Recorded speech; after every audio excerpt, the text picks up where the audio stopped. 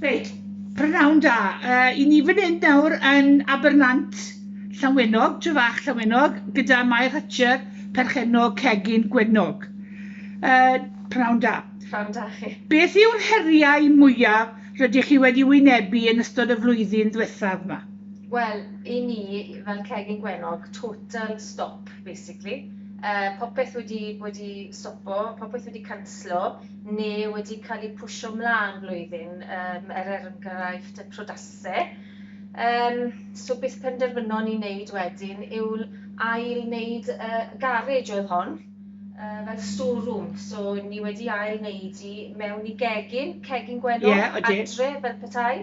A dwi wedi goffod addasu i coginio o adre lle o'n i yn mynd off i sioeau coginio. A nawr mae Cegin Gwenog yn coginio o adre. Gret. Beth sydd wedi newid eleni a sut rydych chi wedi gorfod addasu?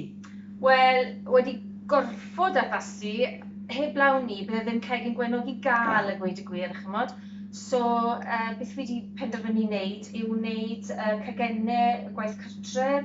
Dwi wedi dechrau wneud cacennau pen-blwydd, a cupcakes, a basically pethau bach, chymod? A wedyn delifro hefyd, yn dyfe? Cynnig delivery service, chymod, yn dyfe?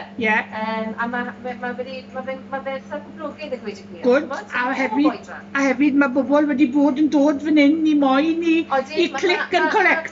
Mae drive-thru dyn ni. Nes i feddwl rhyw ddwrnod, oh my gosh, mae dyn ni drive-thru, mae cyn mewn un pen yma. Pen arall. A mae fe wedi bod yn gret. Mae hwnna wedi gweithio mas yn dda iawn. Gret. Reit, y cwestiwn ola, beth ydych chi wedi dysgu dros y cyfnod clo? Wel, dysgu i bod ni'n gallu addasu a gweud y gwir, chi'n gwybod, yn dyfe. Fi wedi dysgu i supporto pobl lleol, chymod? I fi'n dysgu pobl lleol i supporto fi, so i fi'n supporto nhw nôl, fel busnes. A wedyn cymryd bob dydd yn ei dro?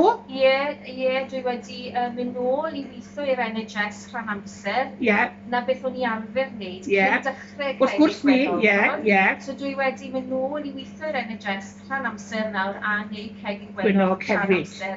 A gan gobeithio gallu Cegin Gwenog i ddod nôl beth oedd e, ond pwy awyr. So mwyn ni'n gwybod beth thaw y fori. Na dyn, ond mae pawb wedi cael digon o'r amser. Diflas hyn. Oes, mae rhaid cymryd un dydd ar y tro. Iawn, gret. Diolch Mair, diolch yn fawr iawn.